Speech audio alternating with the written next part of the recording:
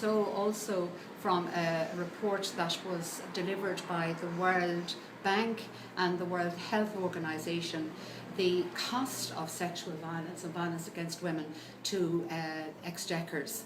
And in England alone, the cost is 26 billion annually.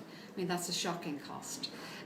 We have seen more people attending the sexual assault treatment unit, victims of recent rape and sexual abuse. And as Angela, our head of clinical services, said in her report, unfortunately there are also other types of violence that are accompanying the rapes and the sexual assaults. Why is that the case? Why during a recession do we see an increase? Well, we know that rape and sexual assault is nothing to do about sex or sexuality. It's to do about rage, domination and anger. And there's a lot of rage and anger out there. And unfortunately women and vulnerable victims are at the butt of this anger. You talk about the other forms of abuse, a lot of psychological and physical abuse combined with the rape and sexual assault. Absolutely, and that is what we have been noting in recent times, that people are talking also about emotional and physical abuse as well.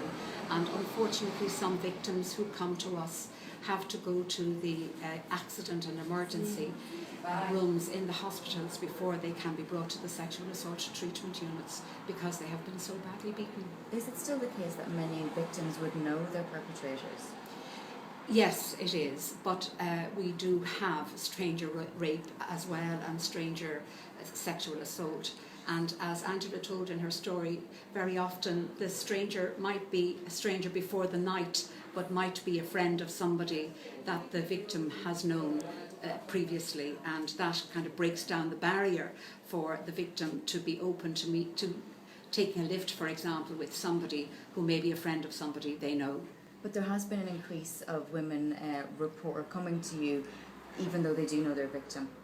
Their perpetrator. Yes, we have seen an increase of victims reported, both men and women, reporting when they know the perpetrator. In the past, what we saw was that victims were easily, they came forward when they didn't know as the perpetrator, but now they are prepared to report the perpetrator who is known to them.